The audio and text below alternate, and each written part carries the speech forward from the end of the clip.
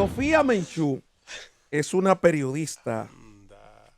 Yo pensé que usted iba a hablar hoy de cómo agarraron a Guaidó y lo estrujaron Bueno, ayer. aunque Ivonne no ve eso como un No, no, yo lo que problema y estoy esa cosa. diciendo que hubo un enfrentamiento Oye, entre oposición y oficialismo No, bastante a Guaidó de ma- lo desbarataron muy, ayer. muy, no me hágame el favor, Jesús, que usted es un hombre cristiano, no Por eso ¿que desbarataron de lo qué? arrastraron. Lo No, hombre, ay, arrastraron. Lo arrastraron. Absolutamente, pero vamos con su tema, mi querido. sí. Sofía Menchú es una periodista guatemalteca y le he estado dando seguimiento con el tema fundamentalmente de Mario Amílcar Estrada Orellana y de sus intervenciones porque ha denunciado públicamente la vinculación de políticos ligados al narcotráfico en Guatemala. Ayer fue condenado el ex candidato presidencial Mario Amílcar Estrada Orellana a 15 años de prisión. Es el segundo político de importancia, porque el primer político de importancia condenado en este proceso, en este país, por Estados Unidos y en territorio norteamericano, lo fue Alfonso Portillo, alias el Gallo Ronco.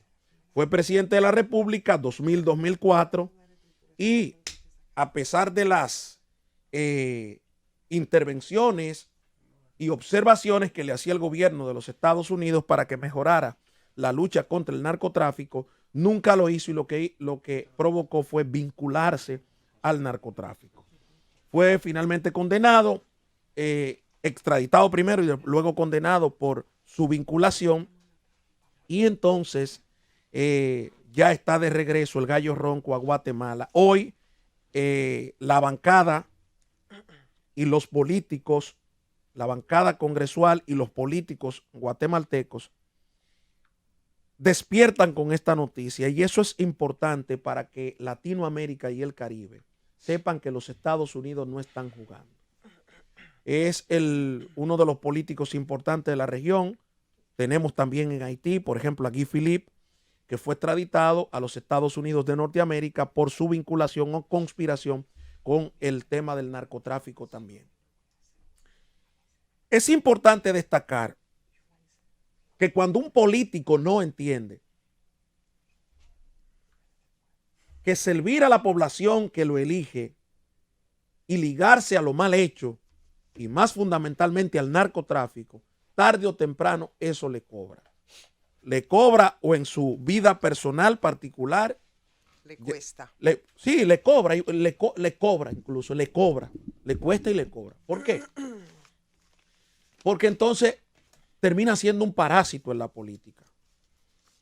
Guatemala, que ha pasado un proceso muy difícil, su población ha pasado un proceso muy difícil, es un referente histórico para estos países latinoamericanos y del Caribe, para que estos países latinoamericanos y del Caribe entiendan que Estados Unidos no está jugando. La vinculación de un político con el narcotráfico es una bomba de tiempo, porque a través de la política se diseñan las normas que van a regir en una sociedad. Y entonces esta vinculación de políticos, de representantes de partido o de aspirantes de partido es algo que es una amenaza. Recuerden ustedes el caso de la parapolítica, por ejemplo, en Colombia. La parapolítica reveló importantes conexiones con narcotraficantes, paramilitares, pero fundamentalmente paramilitares y congresistas de Colombia. En esa lucha por desplazar grupos de las FARC, de las Fuerzas Armadas Revolucionarias de Colombia, y darle poderío a las Autodefensas Unidas o a los paramilitares, entonces se llevó esa lucha para que un grupo asumiera el otro. ¿A través de quién? A través de la conexión política. Eso fue revelado y eso trajo un proceso de enfrentamiento entre el Congreso colombiano y el gobierno o la presidencia de Álvaro Uribe Vélez. ¿Por qué? Al día de hoy, hasta el año 2013, habían sido condenados 60 excongresistas. Oigan bien esto.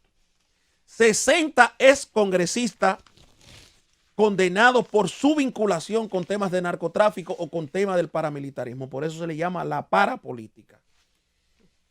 Eso tiene una explicación histórica, eso tiene una explicación lógica.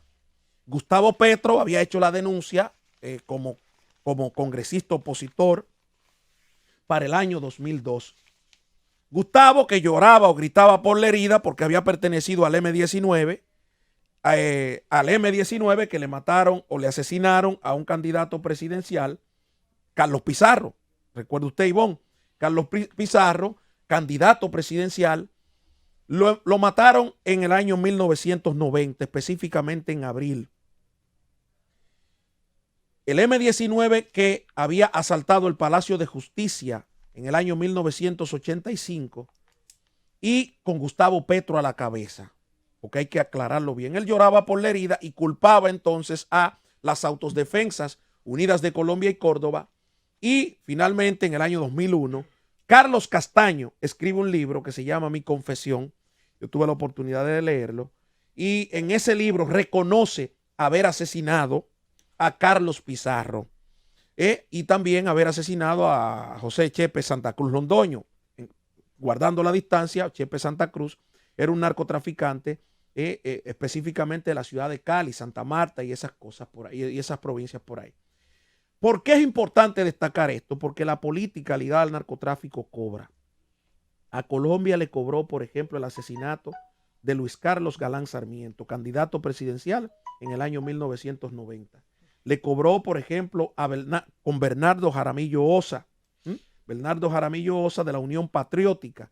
Murió el 22 de marzo del año 1990 también a manos del cartel de Medellín. Después de esto hubo un atentado contra Gaviria. Recuerden ustedes el atentado al avión de Avianca. Y luego entonces en el 94 con Álvaro Gómez Hurtado. ¿Por qué es importante? Estamos en un proceso electoral. En un proceso electoral. Y a esto es que hago el llamado. Estados Unidos no está jugando.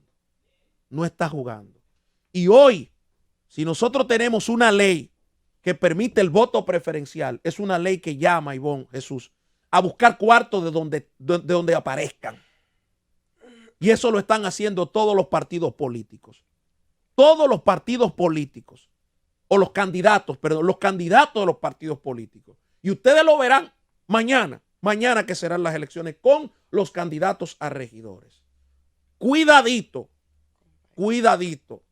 ¿Por qué? Porque buscando dinero, miren, este candidato en Guatemala fue condenado a 15 años precisamente porque le pedía dinero para ganar una candidatura que no tenía posibilidades, pero le pedía dinero al cartel de Sinaloa. Hasta que llegó a una negociación con la DEA. Él no sabía que eran agentes encubiertos y finalmente tuvo que declararse culpable. Aquí pueden bailar, pueden cantar, pueden los políticos ligados al narcotráfico, pero tarde o temprano Estados Unidos le echará la mano. Llévatelo.